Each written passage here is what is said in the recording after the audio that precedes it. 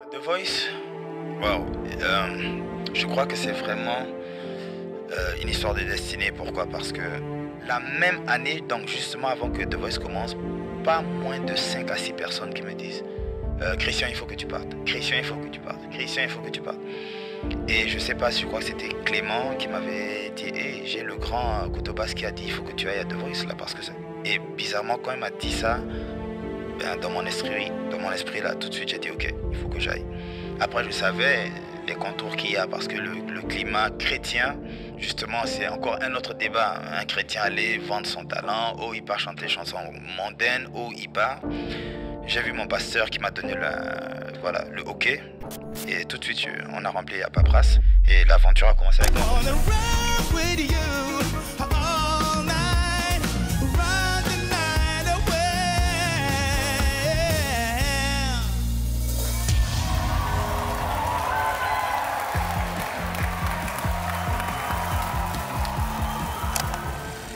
Quand on analyse un peu la musique gospel du Tchad, on se rend compte qu'il y a comme un style déjà prédéfini. Il faut que ce soit ça. Il n'y a pas la liberté.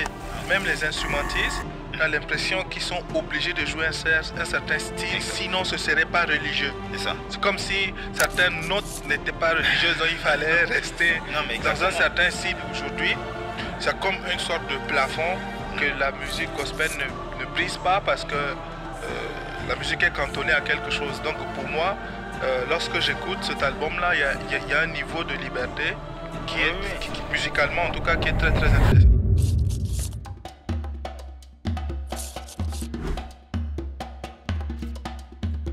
Mesdames et vous tous, messieurs, bonjour et bienvenue sur Blédard Podcast. C'est le premier numéro de 2025, donc mon premier devoir, c'est d'abord de vous présenter mes vœux. Je souhaite que 2025 soit une année exceptionnelle pour tout le monde. La santé, bien sûr, avant toute chose. Beaucoup d'argent, beaucoup d'opportunités, beaucoup plus d'intelligence africaine. Beaucoup, en tout cas, je souhaite tout le meilleur pour l'Afrique, pour le Tchad et pour le monde. Et donc, voilà mes vœux pour vous. Le numéro de 2025, pour moi, c'est peut-être, j'anticipe, ça doit être le meilleur numéro de 2025. La raison, c'est parce que le premier invité, c'est l'invité, on va dire, qui a, comment on appelle ça, influencé même, qui a donné envie de de mettre sur pied cette plateforme. Parce que c'est le genre de personne avec qui j'aime parler, avec qui j'aime partager, avec qui j'aime découvrir vraiment différentes facettes de différentes choses. Et la raison pour laquelle je peux parler de tout avec lui, c'est parce que c'est mon grand frère. C'est mon grand frère. Pas les gens de grand frère, on dit grand frère là, mais c'est vraiment mon grand frère. Et donc, je le connais depuis toujours. Et donc, aujourd'hui, j'ai le plaisir de le recevoir ici pour une facette simplement de sa personnalité, parce que je ne parlerai pas de toutes choses évidemment, mais l'objet de sa présence ici, c'est justement pour parler de son travail. On va découvrir qui il est, de ce qu'il fait comme boulot, de l'impact qu'il a. Et puis voilà, donc si vous voyez que sur ce numéro, je suis souriant, je suis calme, c'est parce que je suis bien entouré encore, plus que d'habitude aujourd'hui. Donc voilà pourquoi j'anticipe que c'est le numéro sur lequel je vais m'amuser le plus.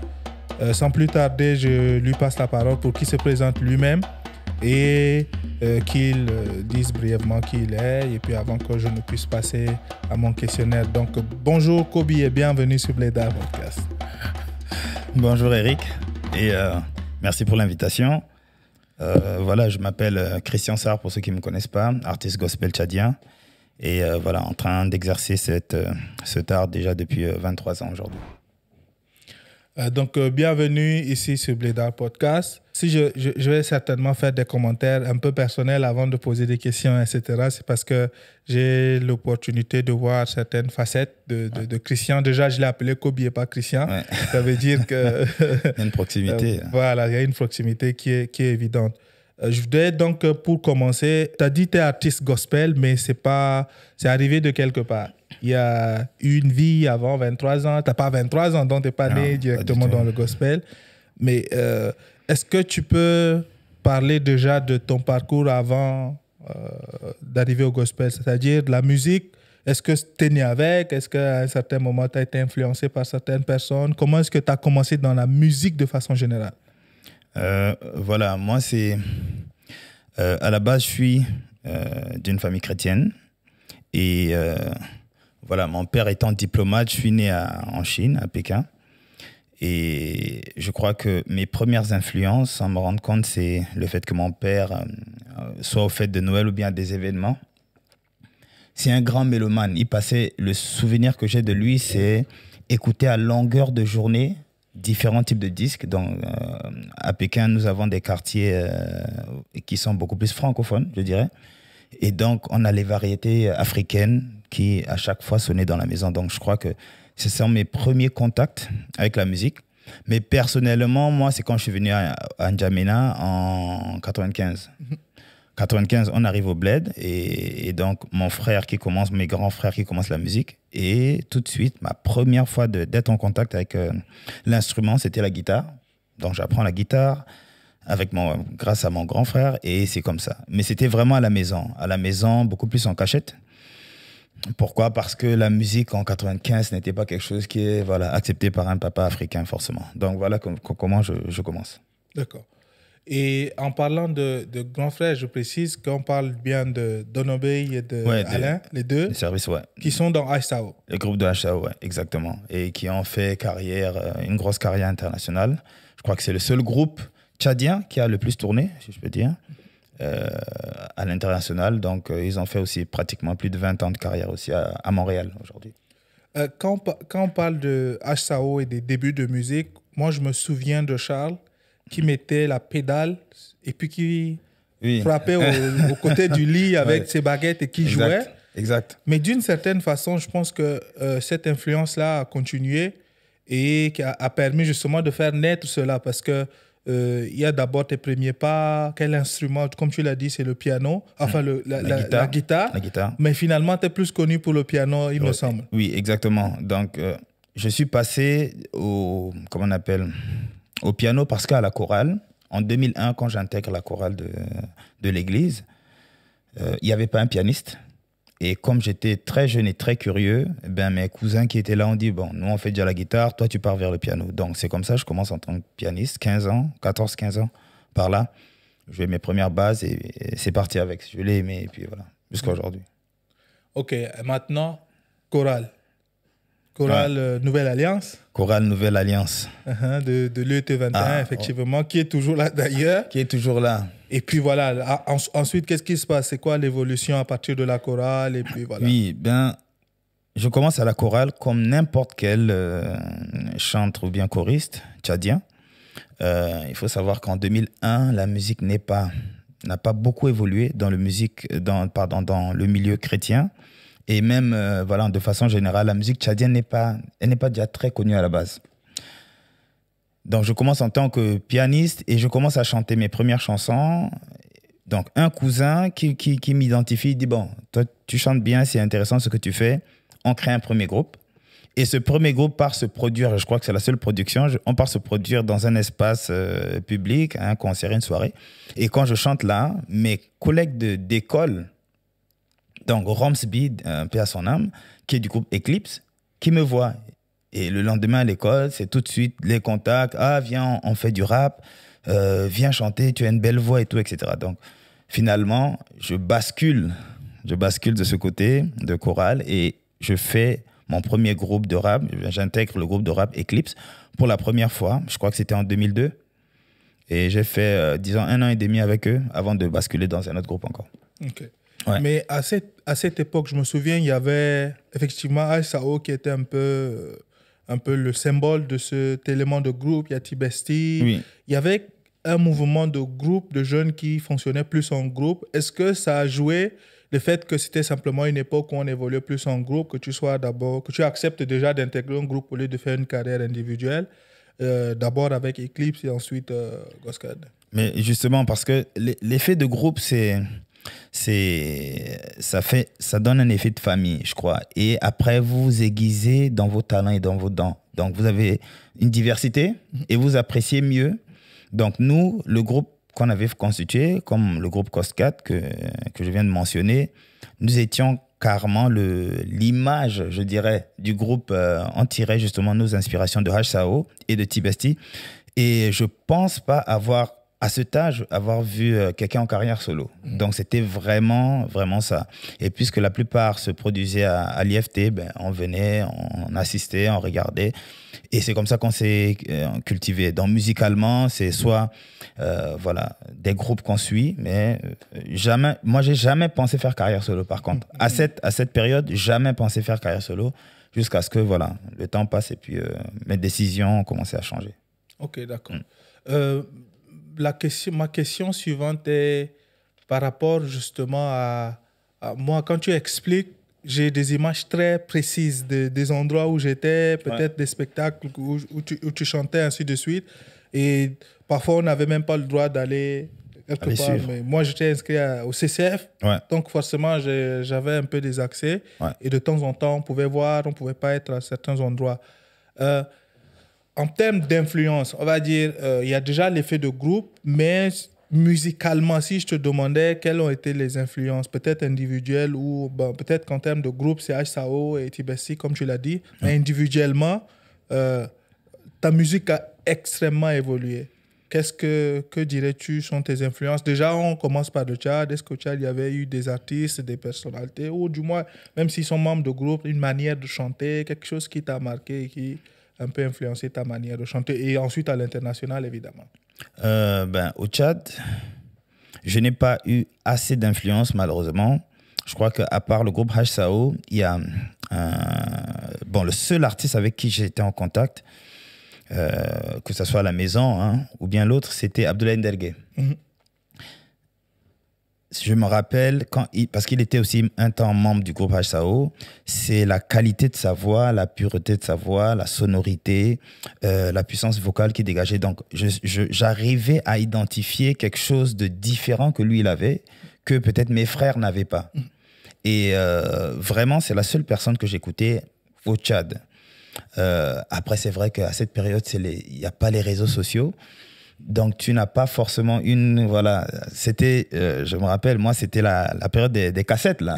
Oui, tu mets ton stylo, tu tournes, et puis après, tu écoutes. Donc, c'était vraiment cette période. À l'international, quand j'ai rejoint le groupe Goscad, je crois que mes deux grosses influences à cette période, c'était Lokwa Kanza, que j'ai découvert, donc, excellent chanteur congolais, et Corneille. Corneille. Son style m'a beaucoup influencé. Et pratiquement de la classe de la seconde jusqu'en terminale, c'était les deux artistes que j'écoutais principalement.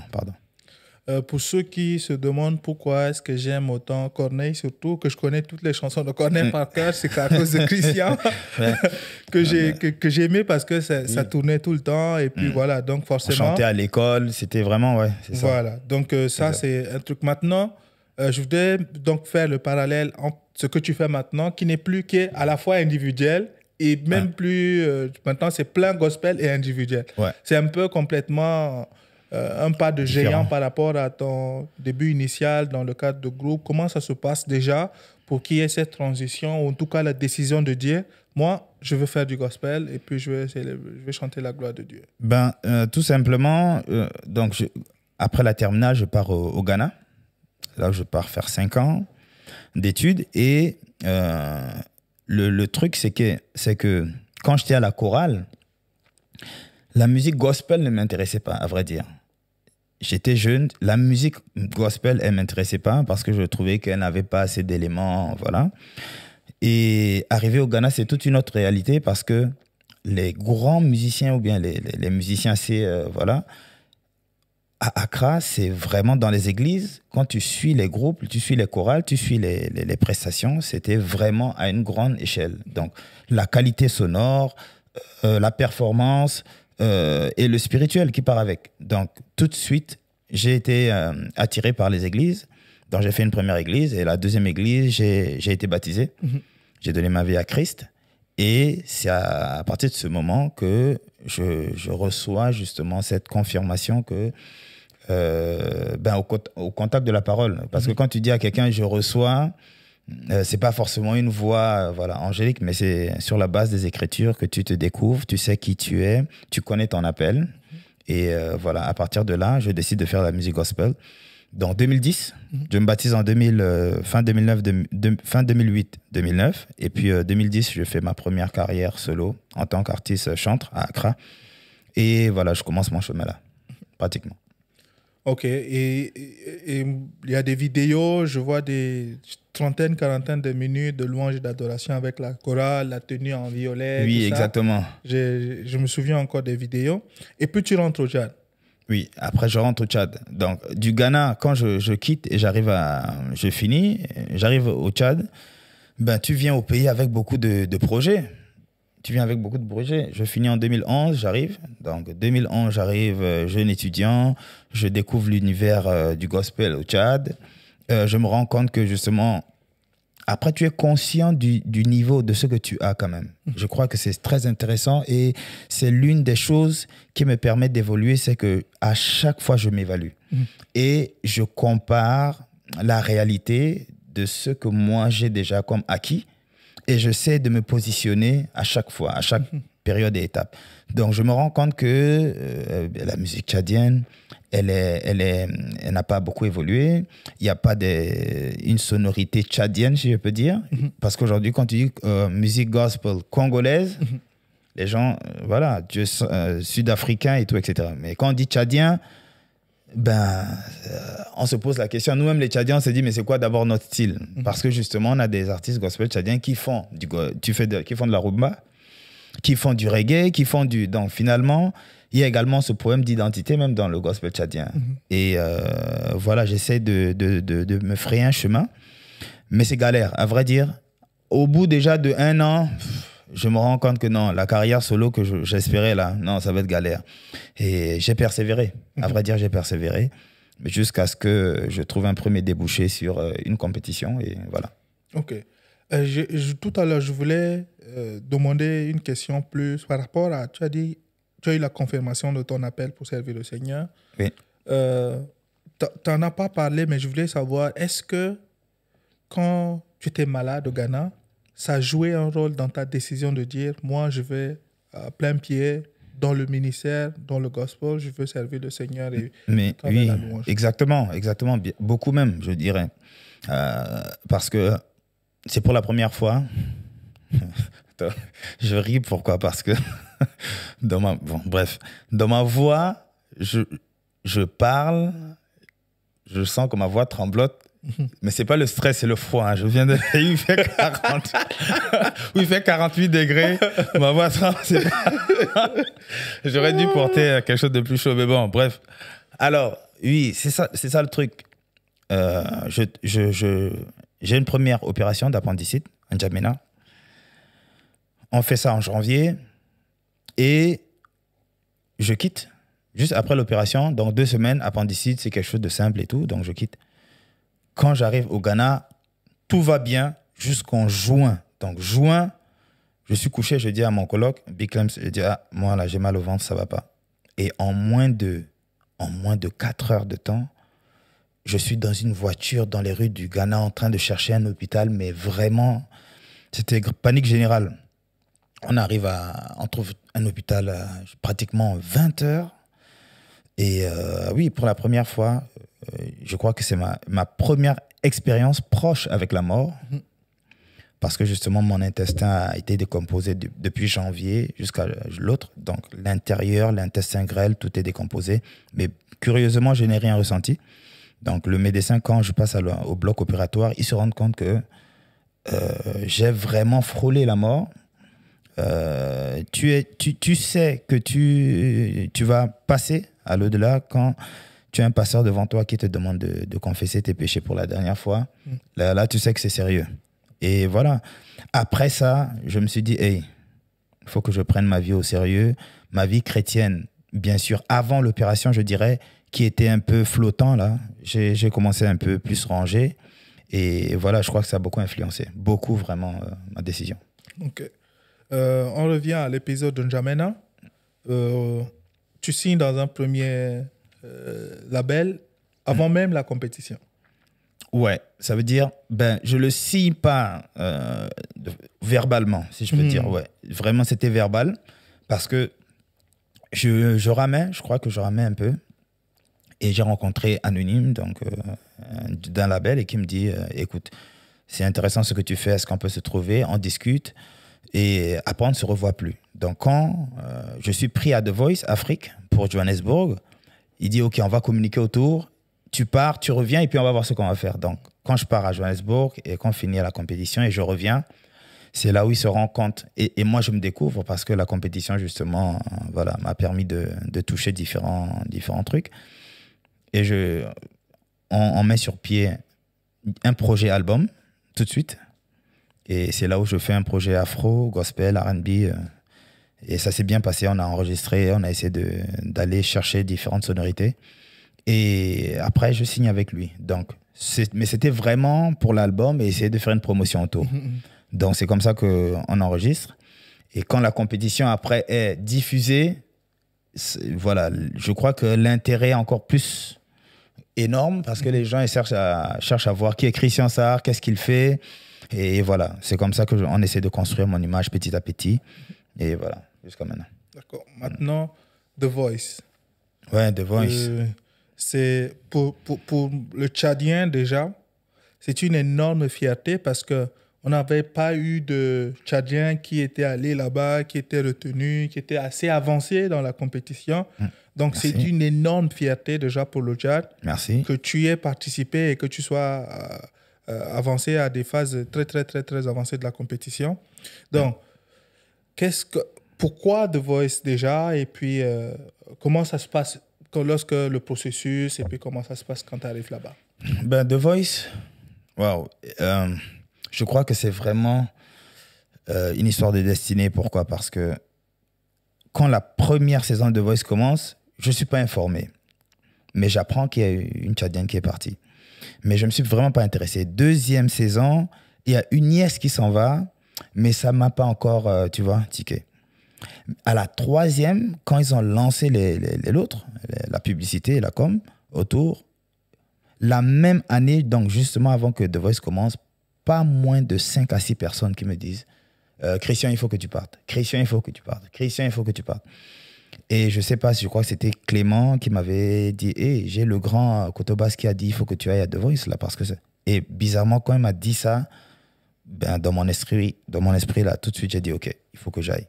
Après, je savais les contours qu'il y a parce que le climat chrétien, justement, c'est encore un autre débat. Un chrétien allait vendre son talent, il part chanter des chansons mondaines, il part. J'ai vu mon pasteur qui m'a donné le OK. Et tout de suite, on a rempli la paperasse. C'était problématique parce que, justement, comme talent tchadien, on n'a pas assez d'informations.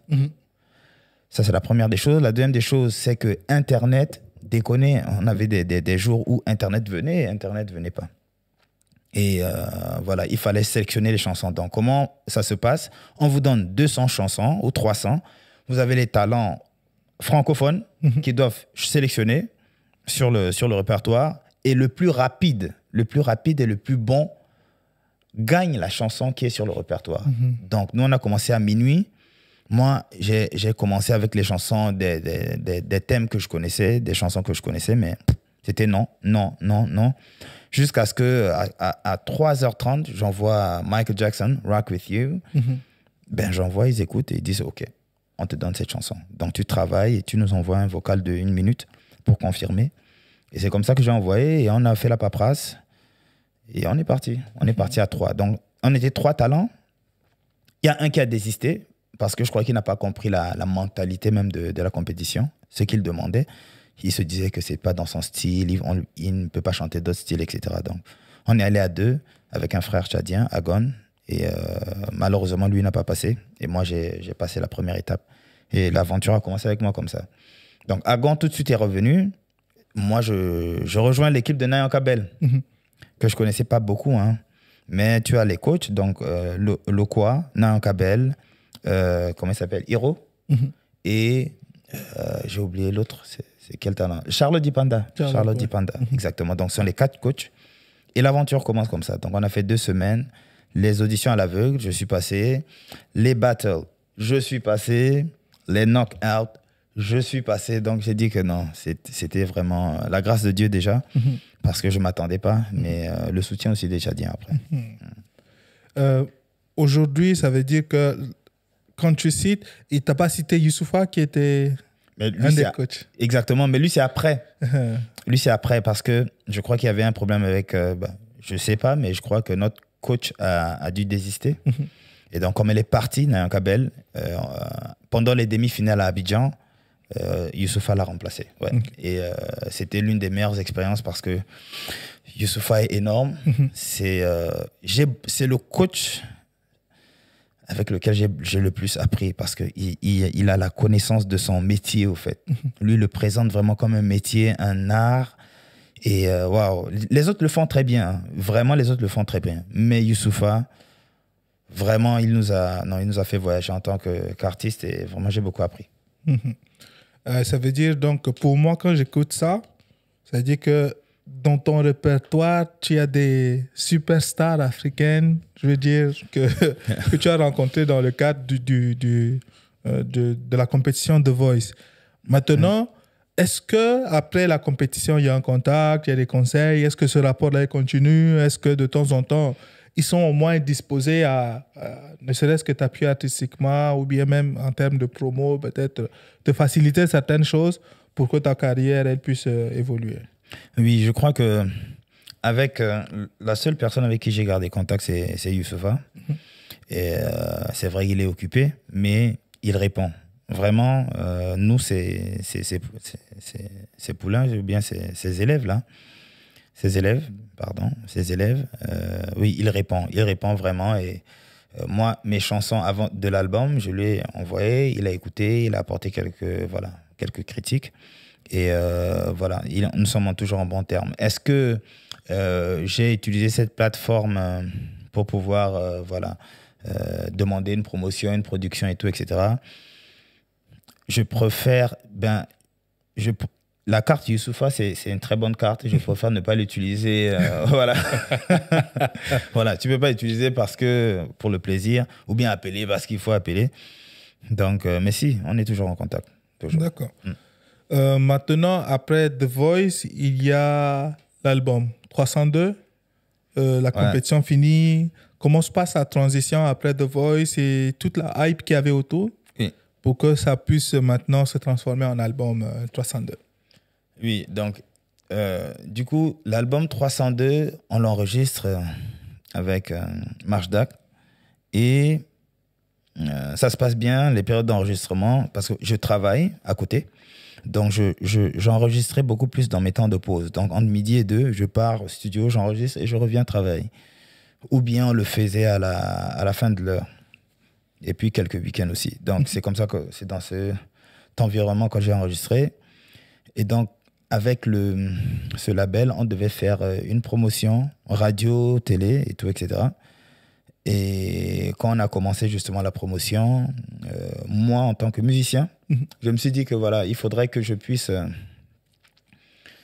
je suis artiste, donc je trouve mon plaisir sur scène, au fait. C'est ça le truc. Ouais. Voilà.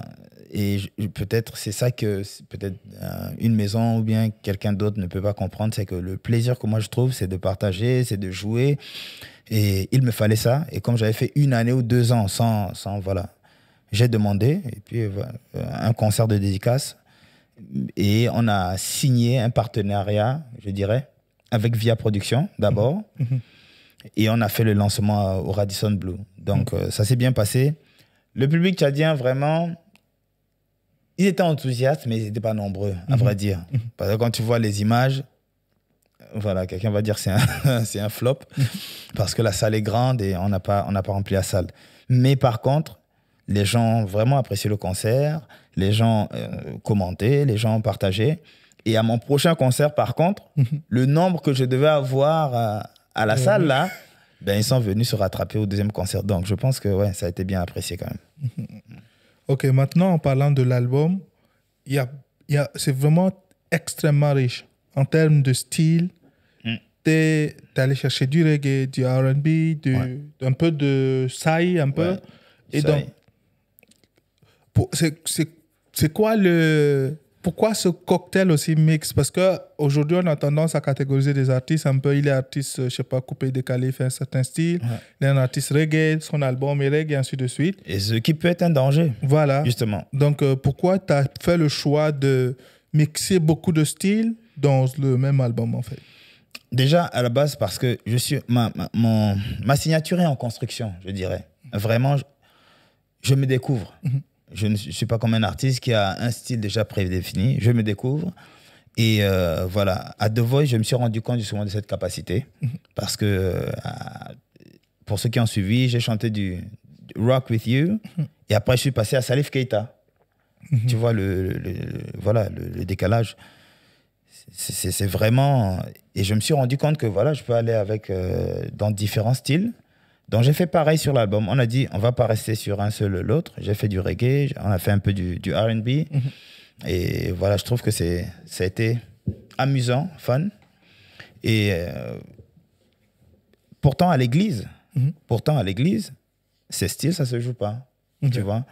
Et je crois que c'est ça qui fait que, deux fois, l'univers gospel tchadien peut être un peu, tu vois, c'est quoi le mot? C'est...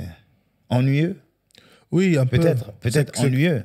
Parce que quand on analyse un peu la musique gospel du Tchad, on se rend compte qu'il y a comme un style déjà prédéfini. Il faut que ce soit ça. Il n'y a pas la liberté. C'est même pas l'artiste déjà, je veux dire, c'est pas le chanteur d'abord. Non. Même les instrumentistes, on a l'impression qu'ils sont obligés de jouer un certain style, exact. Sinon ce ne serait pas religieux. C'est ça. C'est comme si certaines notes n'étaient pas religieuses, donc il fallait rester dans un certain style. Et aujourd'hui, c'est comme une sorte de plafond que la musique gospel ne brise pas parce que la musique est cantonnée à quelque chose. Donc pour moi, lorsque j'écoute cet album-là, il y a un niveau de liberté qui musicalement, en tout cas, qui est très, très intéressant. Exactement, et c'est déplorable. Pourquoi? Parce qu'on a beaucoup de talent. On a beaucoup de jeunes qui ont la potentialité de faire d'autres styles que le church music, comme on dit. Mais malheureusement, c'est pas tout le monde qui se jette. Après, je crois que c'est également la peur du rejet. Problématique. Les gens ne veulent pas être en conflit avec les institutions déjà, tu vois, chrétiennes. Et cette peur, justement, d'être rejeté, ben moi, j'ai été critiqué. En tant que l'autre, pourquoi il est allé à The Voice, j'ai été critiqué. Mais est-ce que ça veut dire que parce que les gens n'aiment pas, il faut arrêter? Non. Dans mon album, les gens écoutaient, justement, il fait des styles qui ne sont pas peut-être chrétiens. Ça en parle. Je sais qu'il y a certains qui mettraient en doute peut-être ma chrétienté à cause de ma musique. Tout simplement. Ok, donc celui-là, il est... je donne un exemple. Un artiste gospel comme peut-être David Okid, au Tchad, on le taille. On le taille, il n'y a pas de David Okid, il n'y aura rien. Est-ce que tu vois? Justement parce que son style ne sera pas accepté. Peut-être son apparence aussi ne sera pas acceptée. Avant, j'avais les... Avant, j'avais les locks. Et, on m'appelait KS Bloom. Maintenant, j'ai coupé. Le fait de couper les locks, je suis passé de non-chrétien à chrétien sérieux. Ça veut dire qu'il y a des gens qui croient que quand tu as des cheveux longs, tu n'arrives pas à marcher avec Dieu jusqu'à ce que tu pars chez le coiffeur. Dès que tu coupes, on dit que le fait de couper avec un ciseau, tu as évolué spirituellement. Tu vois, ça n'a rien à voir avec la parole de Dieu. Jamais. Est-ce que tu vois? Ouais. Donc, c'est ça la réalité de l'Église aujourd'hui. Et il faut faire avec. L'une des choses qui m'attriste, avant ça m'énervait, aujourd'hui ça m'attriste, c'est que j'ai le sentiment que, spécialement dans le contexte tchadien, des gens prédéfinissent Dieu et ils ont dit ça, c'est de Dieu. Ouais. Et s'ils le font en se basant sur les préceptes bibliques, ce serait normal. C'est ça le bon réflexe de dire la Bible dit ce qui est de Dieu et ce qui n'est pas de Dieu. Exact. Mais des gens ont pris des traditions et ils ont calé pour dire Dieu c'est ça, ça doit ressembler à ça, l'habillement doit être ça. Exact. Même si la Bible demande d'être décent dans ceci, effectivement, ça se comprend, mais la définition de la décence est très subjective. Donc, on a une génération qui peut-être ne voit pas de problème avec les locks, qui maintenant est en train de vouloir prendre une place, alors que la génération précédente estime que ça, c'est complètement diabolique. Exact. Donc, il y a ce conflit-là qui se passe en ce moment. Et j'espère de tout cœur que lorsque cette discussion, ou en tout cas cette mésentente va être clarifiée, en fait, ce sera clarifié sur la base de la parole de Dieu. Et les gens vont dire, écoutez, on n'est peut-être pas d'accord parce que nous, on a une certaine sensibilité qui est différente de la vôtre. Mais si on confronte nos croyances par rapport aux préceptes bibliques, effectivement, voici la réalité. Exact. Et finalement, il n'y a que ce que la Bible dit qui compte et pas juste ce que quelqu'un ressent subjectivement. Justement. Et je crois que la Bible aussi a été vraiment claire. On reconnaît un serviteur par ses actes, par sa vie, par la qualité de vie, tout simplement. On reconnaît un adorateur par sa qualité de vie. On reconnaît un pasteur par sa qualité de vie. À la base, ça n'a rien à voir avec l'apparence. Maintenant, bon, après les choses évoluent. Je ne suis pas pasteur, je ne suis pas prophète, donc je ne peux pas trop me prononcer dessus.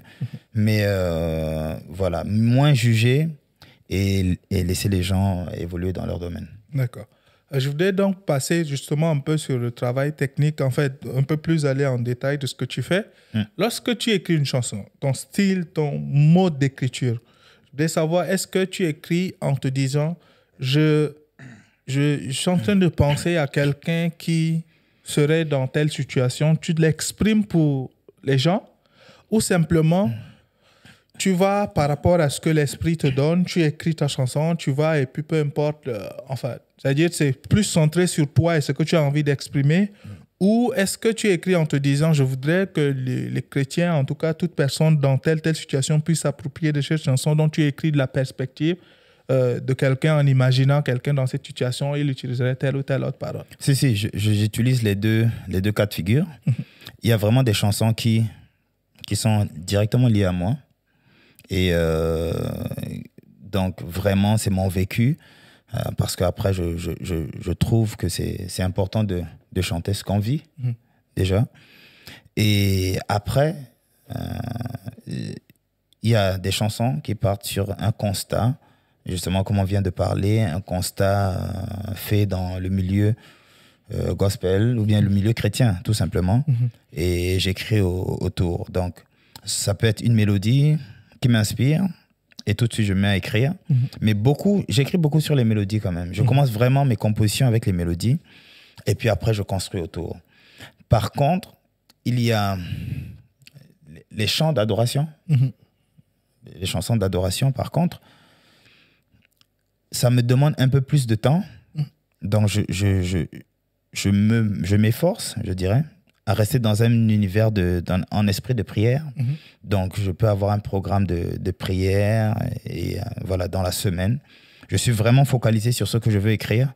Et puis, voilà, quand ça arrive, ça peut arriver un lundi comme ça peut arriver un vendredi. Il n'y a pas de l'autre. Donc, dans mes temps de prière, vraiment dans mes temps de prière que j'écris beaucoup mes chansons d'adoration. Et vraiment, Dieu m'a fait grâce. Aujourd'hui, voilà, j'ai quand même un petit répertoire adoration quand même.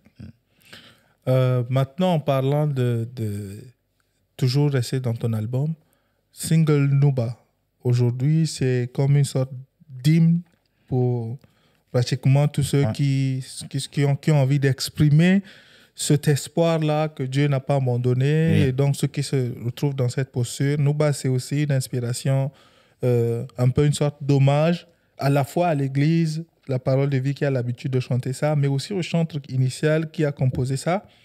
Qu'est-ce que tu peux nous dire de cela? Quelle est ta lecture de Nuba? Pourquoi Nuba a marché déjà plus que les autres sont sur l'album? Et puis voilà. Ben, je dirais que la chanson de Nuba, c'est le rythme, c'est le rythme Sai, si on peut dire, qu'on a essayé de moderniser. Quand moi j'ai écrit mon album, Nuba n'était pas sur la chanson. Et bizarrement, cette histoire des dernières chansons qu'on met dans les projets, là, je sais pas, il y a quoi autour, mais j'avais tout enregistré déjà. Et un dimanche, je pars à l'église et il y a un grand frère de la chorale, le plus âgé, je peux dire, l'un des plus âgés des chantres tchadiens, a chanté la chanson le dimanche et j'avais vu l'engouement autour. Et tout de suite, j'ai dit, non, je dois écrire une chanson mais avec ce refrain-là, parce qu'il est très... voilà, les gens connaissent, au fait. La chanson de Togianouba Paul. Donc, je crois que c'est mieux de rappeler. C'est Togianouba Paul qui l'a écrit. Et donc, je pars à la maison et j'ai écrit. Quand j'écris la chanson et tout, je ne savais pas comment donner la direction. Mais je voudrais un truc saï, mais vraiment moderne, différent.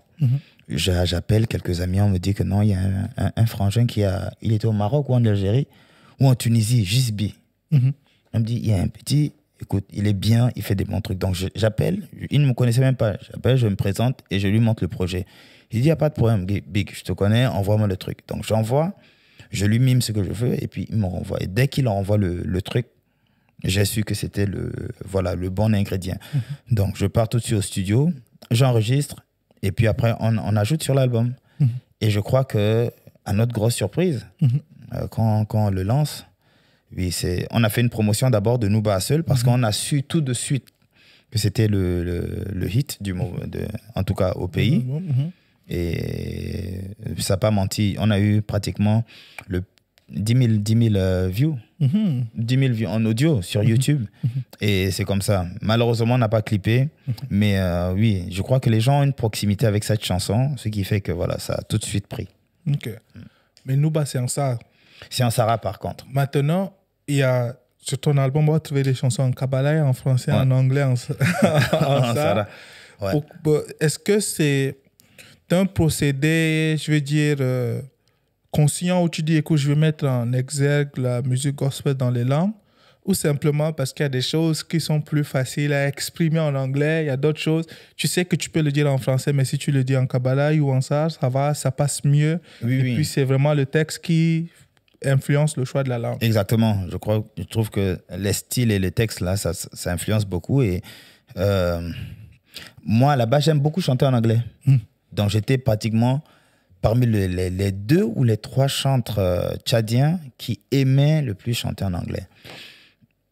Dans l'album, je ne sais pas si je compte bien, j'ai juste une seule chanson, par contre, en anglais, parce qu'avec le producteur, on a dit hey, tu enregistres au Tchad, tu dois d'abord gagner ton pays avant de gagner l'international. Donc, il faudrait bien que tu sois écouté dans ton pays. Donc, on a commencé avec le français. Donc, français, ma langue, comme je suis kabbalah, donc j'ai écrit en kabbalah.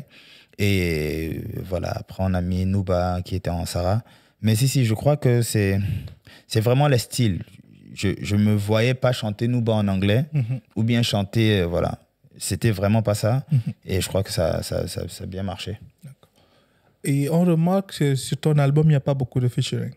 Non, par contre. Pourquoi ce choix je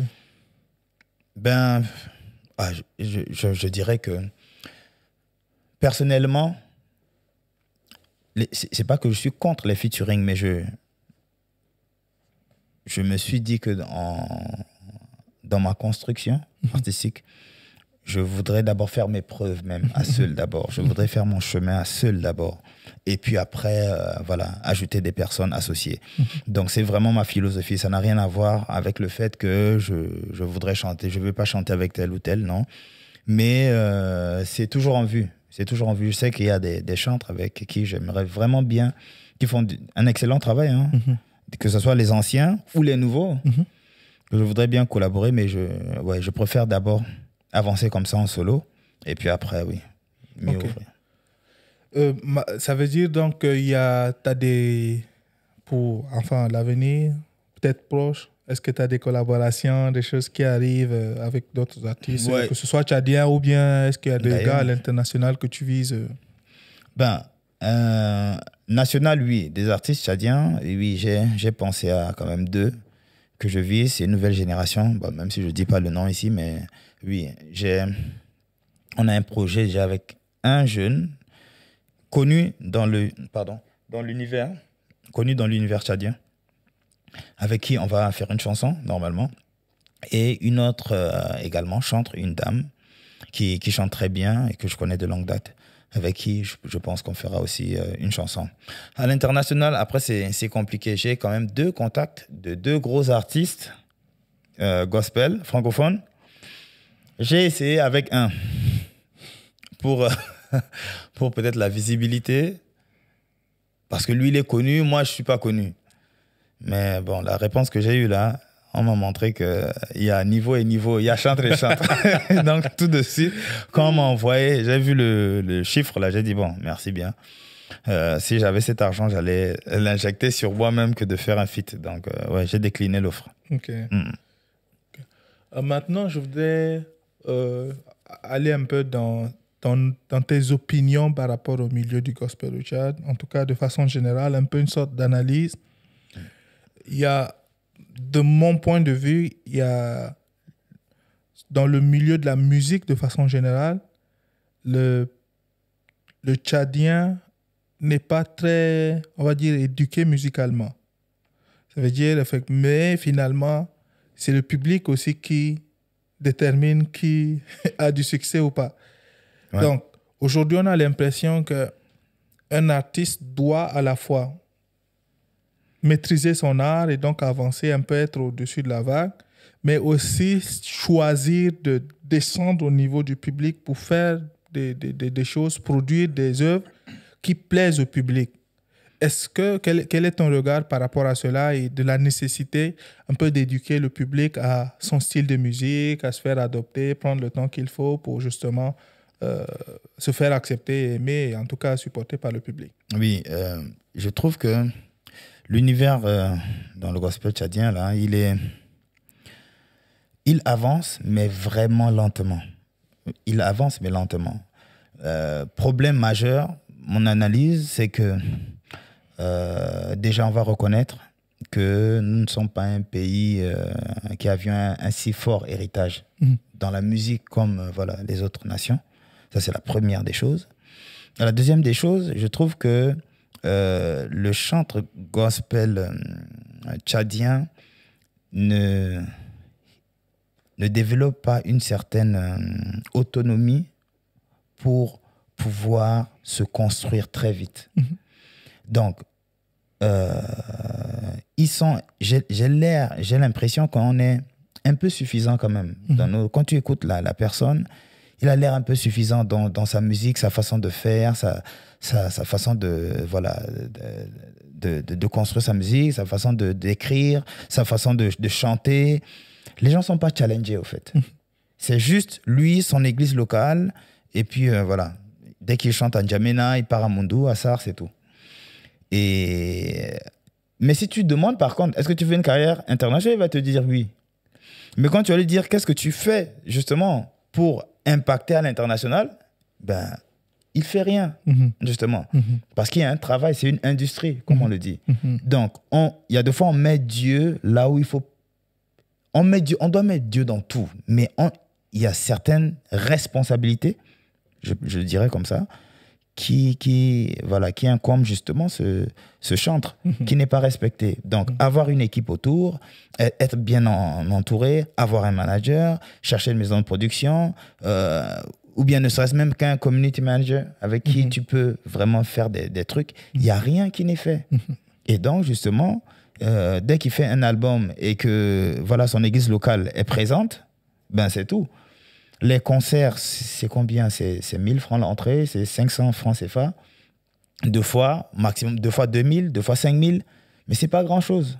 C'est vraiment pas grand-chose. Donc, je trouve que les artistes gospel tchadiens doivent un peu pousser et se cultiver. C'est vrai, on n'a pas une école musicale. Là, je suis d'accord. Mais quand je prends mon exemple, ben, j'ai commencé avec quoi? J'ai commencé avec rien, carrément. Ça veut dire le niveau 0, comme n'importe quel chantre tchadien, en 2001. Et si aujourd'hui, j'arrive à justement improve mon talent à ce niveau, à tous les jeunes, je dis, mais tu ne travailles pas. Tu ne mets pas des moyens à ta disposition justement pour réussir. Et je trouve que c'est ça qui manque. Mais sinon, c'est vrai, il y a des gens qui se démarquent quand même. D'accord. Je voudrais aussi ton opinion sur une sorte d'évolution de la musique tchadienne. Je pense qu'aujourd'hui, que ce soit dans la musique gospel ou bien même je veux dire, dans le milieu musical tchadien de façon générale, il y a une génération complètement décomplexée qui arrive. C'est-à-dire une génération qui n'obéit pas par les codes connus de la musique tchadienne en tout cas. Et donc, il y a un peu une sorte de compétition entre les anciens qui, à mon sens, ne se remettent pas assez en question avec la nouvelle vague. Mais c'est la nouvelle vague qui est la mode actuellement. Oui, donc, ils arrivent avec un nouveau style. Ils ne sont pas cantonnés par les obstacles habituels. Ils sont pas, il n'y a pas de case pour les mettre. Ils font ce qui les épanouit véritablement. Donc, quel conseil, je vais dire comme ça, déjà, quelle est ton analyse de cette situation et quel conseil tu voudrais donner aux jeunes artistes, parce que mine de rien, ça fait quoi, 23 ans déjà? Donc, on est en 2025, donc on est en train de 24 ans. Donc, quel conseil tu donnerais à ces jeunes artistes qui arrivent complètement décomplexés, peut-être, mais pour faire carrière, essayer de durer dans ce milieu-là, avoir un impact véritable sur les gens et pas simplement arriver avec une vague et puis disparaître, ainsi de suite? Ouais, je trouve que l'ancienne génération, le problème personnel de l'ancienne génération, c'est qu'il n'y a pas eu une transmission. Je trouve que les artistes, pratiquement quand je parle d'ancienne génération, je peux même commencer à Clément Masdangar, je commence, tu vois, jusqu'à Afrotronics, jusqu'à Mandoué, tout ce que tu veux. Il n'y a pas eu une transmission, je trouve que c'est ça. Donc, et justement, eux, c'est une autre époque. Et quand ils ont évolué, justement, je crois qu'ils ont tellement passé du temps à se chercher même artistiquement que la chose a commencé à prendre un peu tard. Et donc, quand ça a commencé à prendre un peu tard, ils n'ont même pas eu le temps d'avoir un regard sur la nouvelle génération. Ça veut dire il faudrait déjà que je mange, je vive de mon truc. Et donc, il n'y a rien qui est transmis, à part quelques-uns qui aujourd'hui font ce travail. J'ai vu Mandoué qui fait ce travail exceptionnel de transmission, justement. Mais je pense que c'est peut-être le seul. Tu as des groupes de rap, tu as des groupes de l'autre. Il n'y a pas eu de transmission. La nouvelle génération, elle est venue et elle s'est formée grâce aux réseaux sociaux, tout simplement. Donc, eux, c'est tout ce qu'ils voient, ils consomment. Donc, il peut être au Tchad, il écoute Dr. Dre, après il écoute Tiakola, il revient, il écoute Papa Wemba, ce que tu veux. Donc, eux, ils absorbent tout et avec la tendance, ils essaient justement de ressembler à cette tendance. Mais sans toutefois, puisqu'il n'y a pas eu de transmission, il n'y aura pas d'originalité. Donc, tu peux avoir un petit qui est très talentueux, et il y en a beaucoup même dans l'univers tchadien, très talentueux, il chante bien, il fait des choses, il essaie des trucs en l'autre, mais dans le fond, sa musique, c'est de la musique ivoirienne. Dans le fond, il n'y a pas cette originalité, il n'y a pas cette sonorité tchadienne qu'on essaie de chercher. Et je trouve que justement, c'est ça le problème. Les Camerounais, aujourd'hui, le font bien. Tu vois leur style, ils ont pu vraiment essayer d'épurer, ou bien de travailler leur style de musique. Et tu as beaucoup d'artistes camerounais aujourd'hui qui font bien. Il y a les Gabonais. Donc, je trouve qu'au Tchad, c'est ça qui manque, au fait. C'est vraiment ce côté original, musique tchadienne. Je ne sais pas. Peut-être tu pourras me dire, mais vraiment, je ne sais pas quel est l'artiste qui arrive à vraiment sonner urbain, mais original. Comme vraiment, là, je ne sais pas. Vraiment, je ne saurais te dire. J'ai dit à quelqu'un quand j'étais en N'Djamena que l'artiste que je peux voir niveau prix RFI Découverte, c'est Agon. Parce que j'écoute son son dans la voiture, j'ai l'impression que c'est entre les trucs de RFI, c'est en train de passer. Exact. Il a un son et j'espère qu'il va le maintenir. Exact. Il a ce truc que j'aime beaucoup parce que c'est Excellente voix. relaxant. Très unique. C'est magnifique. C'est comme une berceuse. Donc j'aime beaucoup et j'espère en tout cas qu'il sera mieux entouré déjà. Et au-delà de son producteur, il faut que son équipe immédiate puisse le porter et lui donner différents conseils. Il a besoin d'être entouré plus qu'autre chose. Exact. Et puis peut-être qu'à partir de là, il va peut-être évoluer vers des univers que lui seul et que Dieu seul connaît. Maintenant, là, on est à Ivry, on est ici en France. Est-ce que tu peux un peu élaborer sur l'objet de ta présence ici? Est-ce que tu as du boulot à faire ici? Est-ce que tu es juste en vacances? Est-ce que tu as des projets que tu vas faire ici déjà maintenant? À la base, je suis venu en congé puisque je travaille avec une structure française. J'ai déposé et quand j'ai reçu le visa, tout de suite, je suis venu voir de la famille, passer du temps pendant les fêtes. Et bien sûr, en profiter du carnet d'adresses qu'on a, justement, pour essayer d'enregistrer, si possible, ça sera bien, et clipper. Mais bon, après, je pense qu'il y a le facteur moyen qui jouera, mais c'est un peu ça, communiquer autour de ce que je fais, rencontrer des personnes, pourquoi pas, faire une petite promotion et préparer justement un prochain, ou bien parler de mes projets à venir, qui je crois qu'en 2025, qui viendront. D'accord. Bah, maintenant, je rebondis là-dessus. Quels sont les projets pour 2025? Là, en début d'année, on peut s'attendre à quoi de Christian Sarr en 2025? Pour 2025, je crois qu'on aura des projets toujours assez diversifiés, hein, comme le précédent. J'ai eu une année, pratiquement 1 an et demi ou 2 ans en arrière, je n'ai pas produit, je n'ai pas été présent sur les réseaux parce que c'était personnel. Les gens se posaient beaucoup la question, est-ce qu'il a arrêté et tout? Non, c'était tout simplement personnel. Et ça m'a permis de beaucoup écrire. Donc, je serai toujours dans la même lancée, ce côté peut-être R&B, ce côté soul, mais church music aussi, parce que je me rends compte que j'ai cette capacité d'écrire des chansons qui peuvent être consommées dans le milieu église. Je dirais, c'est pour ça que je dis church music vraiment, donc adoration, célébration et tout. Mais il y a assez de projets intéressants quand même, de nouvelles chansons. Les thèmes toujours autour de Christ, bien sûr. Et voilà, je pense que les gens vont continuer à soutenir. D'accord.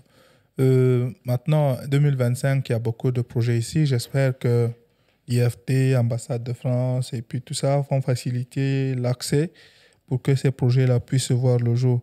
Là, je viens d'avoir une question dans la tête parce qu'on m'a beaucoup posé cette question. Qu'est-ce qui se passe avec ta page? Ouais.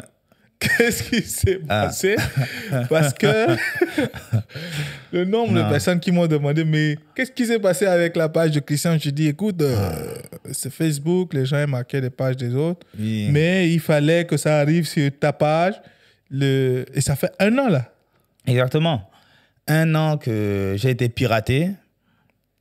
Mais c'est terrible cette histoire parce que... Ils n'ont même pas changé de nom. Non, ils n'ont pas changé de nom et bizarrement, j'étais à quoi? Pratiquement, bon, ma page avait 15 000 followers, je pense. En tout cas, 15K, je pense. Et un matin, c'était le soir, pardon. Je rentre du travail, donc j'essaie d'avoir accès. Je n'arrive pas puisque je suis administrateur aussi. J'appelle le manager qui vérifie. Et lui également, il n'a pas accès. Donc, on se dit que bon, on va essayer d'attendre. Donc, 2 heures plus tard, pratiquement 23 heures, on essaye. Et c'est là où on a compris que j'ai été piraté. Donc, on essaie de signaler, d'envoyer des messages et tout. Et la personne, vraiment, dès qu'il a récupéré, il a commencé à bombarder avec des images, je dirais, contre-gospel. Voilà, des images qui marchent aujourd'hui. Et on n'a vraiment pas eu... On a mis des personnes derrière, au Tchad. J'ai appelé aussi au Nigeria pour mes contacts, là. Mais vraiment rien. Rien. Et la page est passée de 15K à... Aujourd'hui, je suis à 700K. C'est fou. Hein. Les priorités des gens. C'est fou. La page est visitée, elle et l'autre. Et malheureusement, on l'a perdu comme ça. Donc, du coup, on a créé une autre page il n'y a pas longtemps. Il y a quelques mois, on a créé notre page. Mais bon, c'est encore au début. Hein. Je suis 2K seulement. Donc, bon, on va essayer de se construire autour avec. Ok, j'ai 2 personnes sous la main. Si les 2 personnes ne peuvent pas récupérer la page, c'est fini. Non, Les 2 personnes que j'ai, c'est des gens sûrs. OK. Donc, mais quand ils récupèrent la page... Ils te redonnent les accès comme administrateur et puis maintenant, on met sur pied un système de contrôle pour que soit il y a des appareils de confiance et si tu ne valides pas sur ton appareil de confiance, il n'y a personne d'autre qui pourra accéder. Donc, chaque fois que quelqu'un va vouloir se connecter, il faut que tu valides. Okay. Et souvent, il y a un système double authentification qui peut être activé et permettre justement, en tout cas, augmenter le niveau de sécurité pour que chaque fois, il n'y ait pas juste quelqu'un qui clique sur n'importe quoi et puis tu perds la page, ainsi de suite. Donc, ça sera bien, ça sera bien. Peut-être après que les gens vont se désabonner quand ils vont se rendre compte que le oui, gospel parce que est les 700 000 abonnés, je me demande bien. C'est pas le gospel qu'ils ont amené là-bas. Donc, ok, d'accord. Bon, pour moi, on arrive au terme de l'échange. Je pense que le vrai danger, c'est qu'on continue sans jamais s'arrêter. Ouais. Donc, on va devoir s'arrêter là. Oui. Déjà, est-ce que tu as un mot de fin par rapport à cet échange déjà? Et puis, après, on va faire une petite prestation, si tu le veux bien, sur un son de ton album et de ton choix. Okay. Et puis, voilà, on pourra clôturer. Je vais redire ce que je dis la plupart du temps quand je suis invité. Merci pour l'invitation pour Blédard Podcast. C'est ma première fois. J'aime bien le cadre et félicitations pour ce que tu fais. À tous les Tchadiens et particulièrement aux artistes gospel, c'est de rêver grand. Je crois que c'est ce que j'ai l'habitude de dire. Rêvez grand, fixez-vous des objectifs et travaillez justement. Je crois que le Seigneur accompagne les projets justement du juste. Et pour toute personne justement qui veut évoluer dans la musique gospel, c'est de plus se donner dans son art, mais également dans sa marche avec lui, dans sa marche spirituelle. Et j'en profite pour justement lancer ou bien positionner ça. C'est que Christ veut vous sauver, il vit éternellement. Et pour tous ceux qui m'écoutent, si vous voulez donner votre vie à Christ, c'est la meilleure des choses à faire. Moi, il a changé ma vie et voilà. Aujourd'hui, je ne regrette pas. Donc, merci beaucoup. Et voilà, du courage à votre émission. Merci et une prochaine fois. Merci beaucoup à Christian. Et je pense qu'on arrive là au terme de l'émission. Je voudrais dire merci à Christian déjà pour être là et pour partager ce moment. Il y a tellement de choses pour lesquelles je pourrais te remercier. Et peut-être l'anecdote, c'est que beaucoup de gens ne savent pas que, tu sais, j'ai fait un album, j'ai enregistré une série de chansons, mais ça, c'est parce que pour moi, j'avais un grand frère qui était impliqué, qui était sur cette marche et qui a influencé. Je pense que c'est cette influence qui continue encore. Et donc, je te remercie pour cela, parce qu'on ne se rend pas compte qu'effectivement, il y a la relation personnelle avec Dieu. Mais cette relation-là, elle est plus facile lorsqu'on a quelqu'un à côté qui a aussi une relation solide. Comme on dit, comment on appelle ça, si les bonnes compagnies, les mauvaises compagnies corrompent les bonnes mœurs, forcément les bonnes compagnies vont aussi encourager les bonnes mœurs. Donc, le fait d'avoir des gens, de faire partie d'une communauté, d'avoir quelqu'un qu'on admire, qui est pleinement impliqué dans la foi et dans le ministère, forcément ça impacte et je te remercie pour cela. Parce que parfois c'est chaud, parfois c'est là, mais le fait que je me tourne et puis je peux regarder, ça c'est mon grand frère, il est solide, ça se passe bien, et puis voilà, ça inspire.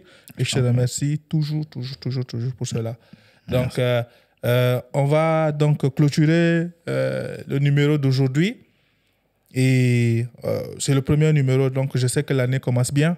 On a la bénédiction du grand frère, donc on sait que tout va bien se passer. Bien sûr. Et donc, rendez-vous au prochain numéro et puis on va se séparer à l'instant et on va basculer sans plus tarder sur la prestation de Christian.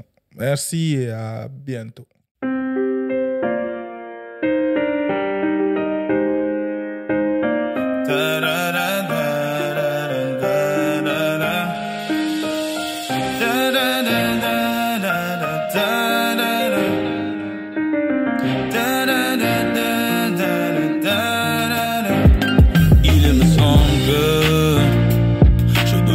Digne de confiance, dis-moi ce que je dois traverser pour que l'on soit ensemble. Est-il possible que ton amour pour moi un jour égale celui de Christ?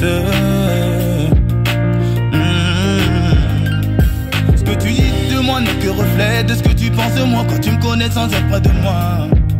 Je crois sous le temps tous ces regards qui me jugent sans raison, prétendant tous cet effet du roi. J'ai plus de force pour me faire pardonner, c'est fait, c'est décidé, pourtant que Christ m'a déjà validé. Toujours, toujours, toujours, toujours, toujours. Je redis toujours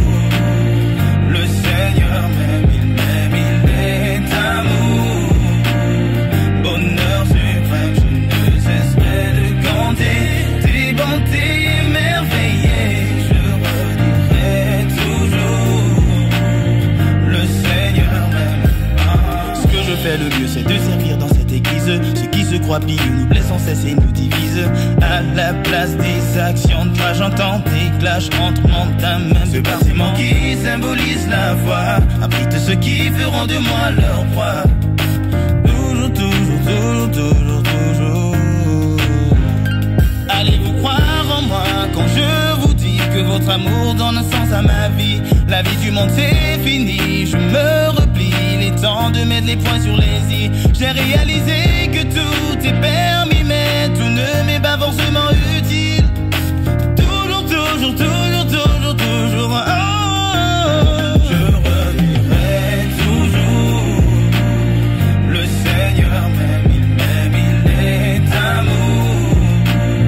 Bonheur suprême, je ne cesserai de compter tes bontés émerveillées. Je redirai toujours, le Seigneur m'aime.